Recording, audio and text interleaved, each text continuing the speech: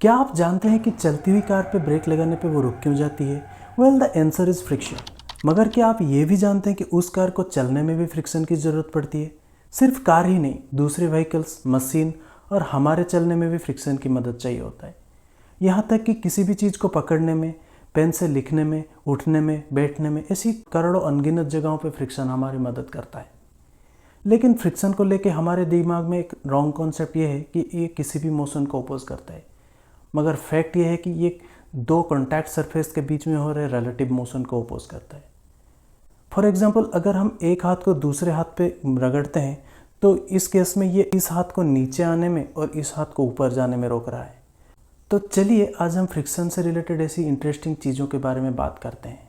Friction दो contact surface area के बीच में एग्जिस्ट करता है और ये उन दोनों सरफेस के रफनेस के ऊपर डिपेंड करता है। इन दोनों सरफेस पे मौजूद करोड़ों एटम और मॉलिक्यूल के बीच में हो रहे अट्रैक्टिव इलेक्ट्रोमैग्नेटिक फोर्स की वेयर एंड टियर फोर्सेस से ये पैदा होता है। और सरप्राइजिंगली ये उन दोनों सरफेस के कॉन्टैक्ट एरिया के ऊपर डिपेंड नहीं करता, बल्कि उन दोनों के बीच में एग्जिस्ट कर रहे नॉर्मल रिएक्शन फोर्स के ऊपर डिपेंड करता है। फॉर एग्जाम्पल, एक टेबल के ऊपर एक किताब रखा हुआ है और किताब टेबल के ऊपर अपने वेट के बराबर का फोर्स डाल रहा है। वही table equal amount of reaction force इस किताब के ऊपर डाल रहा है। अब अगर हम इस किताब को मूव करने के लिए एक्सटर्नल फोर्स डालते हैं तो टेबल के द्वारा किताब पर लगाए जाने वाले फ्रिक्शनल फोर्स इस नॉर्मल रिएक्शन फोर्स के ऊपर डिपेंड करेगा, ना कि कॉन्टैक्ट एरिया के ऊपर। फ्रिक्शनल फोर्स दरअसल तीन तरह का होता है: स्टैटिक, लिमिटिंग और काइनेटिक फ्रिक्शनल फोर्स। मान लीजिए एक ऑब्जेक्ट रेस्ट में है और उस पर कोई भी एक्सटर्नल फोर्स एक्ट नहीं कर रहा, तो उस पर फ्रिक्शनल फोर्स भी जीरो है। अब अगर हम इस ऑब्जेक्ट को मूव करने के लिए एक्सटर्नल फोर्स लगाते हैं तो फ्रिक्शनल फोर्स भी लगना चालू हो जाएगा। फ्रिक्शनल फोर्स सेल्फ एडजस्टिंग होने के कारण हम जितना ज़्यादा एक्सटर्नल फोर्स लगाते रहेंगे फ्रिक्शनल फोर्स भी बढ़ता रहेगा। इसको हम स्टैटिक फ्रिक्शन कहते हैं। ये एक सर्टन एक्सट्रीम वैल्यू तक बढ़ सकता है, तो उस पॉइंट को हम लिमिटिंग फ्रिक्शन कहते हैं। अब अगर हम लिमिटिंग फ्रिक्शन के बाद भी एक्सटर्नल फोर्स बढ़ाते रहेंगे तो फ्रिक्शनल फोर्स की अमाउंट थोड़ी सी कम हो जाएगा और ऑब्जेक्ट मूव करने लगेगी। इस पॉइंट पे ऑब्जेक्ट पे लगने वाली फ्रिक्शनल फोर्स को हम काइनेटिक फ्रिक्शन कहते हैं। और काइनेटिक फ्रिक्शन दो तरह का होता है: रोलिंग और स्लाइडिंग फ्रिक्शन।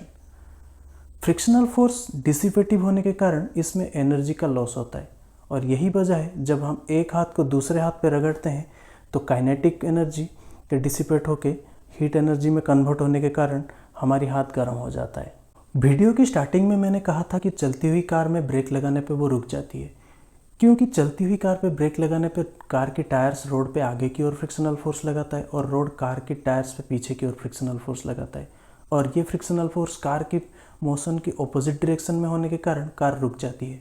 वहीं जब कार को मूव कराने की बात आती है तो कार की टायर्स रोड पे पीछे की ओर फ्रिक्शनल फोर्स लगाता है और रोड कार के ऊपर आगे की ओर फ्रिक्शनल फोर्स लगाता है। और ये फ्रिक्शनल फोर्स कार के मोशन की डायरेक्शन में होने के कारण कार मूव कर जाती है।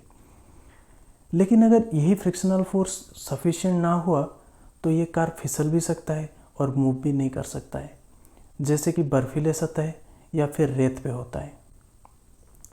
अब ध्यान देने वाली बात यह है कि जब तक कार एक्सीलरेट या डेसीलरेट कर रहा है तो उस पर फ्रिक्शनल फोर्स लग रहा है। अब अगर कार रेस्ट पे है या फिर यूनिफॉर्म मोशन कर रहा है तो उस पर कोई भी फ्रिक्शनल फोर्स एक्ट नहीं कर रहा।